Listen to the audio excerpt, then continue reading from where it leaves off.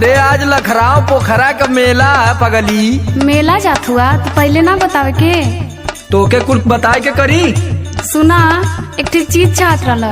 तोर हरदम घटला रहला कुछ न कुछ, जब देखा तब कपारे पे कचर कचर। अब तनी से सुना ना। तू आज अपन सुनाई ले। वही मेलवा में से ना गुरैया जलेबी लेते आया। अरे गुरैया जिलेबी लेबी न देवी, गुरैया जिलेबी। अभी ये कुल कहबा हम जानत रहनी है, लेकिन तब वो मन कैला कह देनी। सुना सुनावा।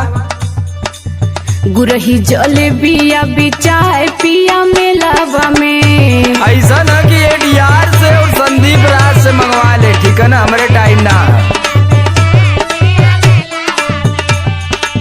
ले आई हगर में छनात होई तेलावा में, ले आई हगर में छनात होई तेलावा में। गुरही जलेबी अभी चाय पिया मेलावा में।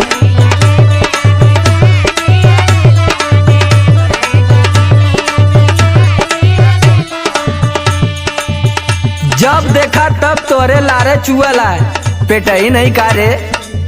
चुअता पानी लरी कोर भैलू धनिया।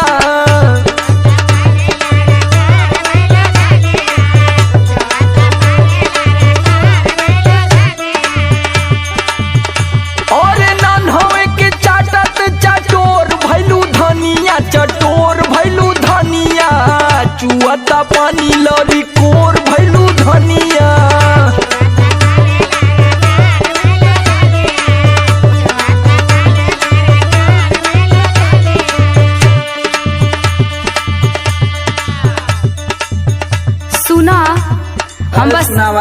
हम बस अपने खातिर थोड़ो मांगतानी कि इतना बहुत तेज फुदकत बड़ा।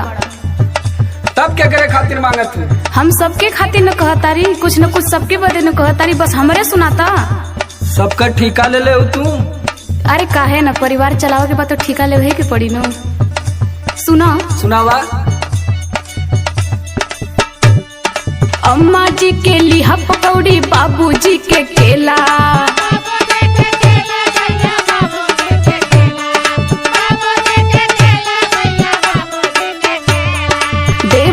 के छेना बर्फी, ननदो जी के पेड़ा।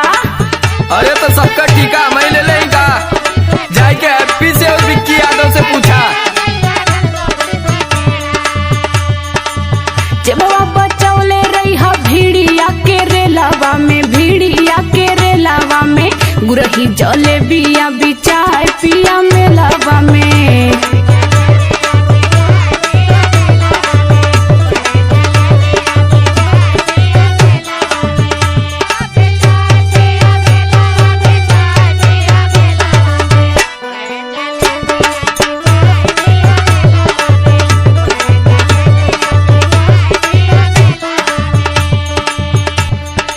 अच्छा ये बतावा कि अब इन कलियां गए ललू बाजारे न?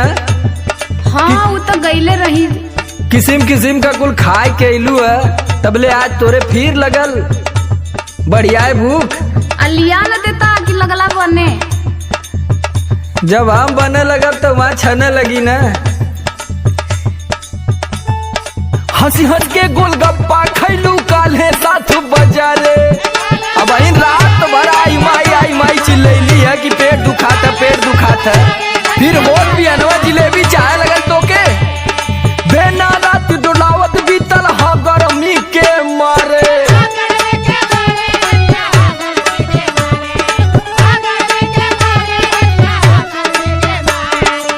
खाए के फिर जोरा जोर कैलू धनिया, यार जोर कैलू धनिया। चुआता पानी लरी कोर भैलू धनिया। देखा थी कि तोर दिन पर दिन मन बढ़ल जाता जब से काशी स्टूडियो के राम यादव के मेहरारू के साथे तर रह थी। तो रो पेट में हरदम आगे फूकत है।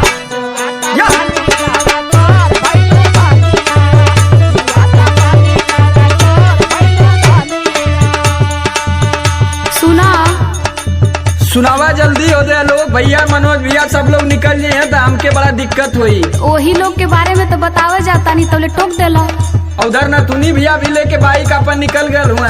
हाँ तो लोग को बात मत मनी। तका तोर मानी। सुना हमार बात एकदम ध्यान में रखे के जइहा। बोल बोल बोल बोल झटका झटका बोल। चरखी झलुआ पे मत चढ़िया कितनो केहू कही। अब तही हमके सिखैबी तू भैली आली जन की तू पढ़ो नहीं तो फोड़ दे तोर मुहवा। सुनर सुनर लड़की अइहे नियत रखिया सही। त का हम केहू के लाइन मारत ही।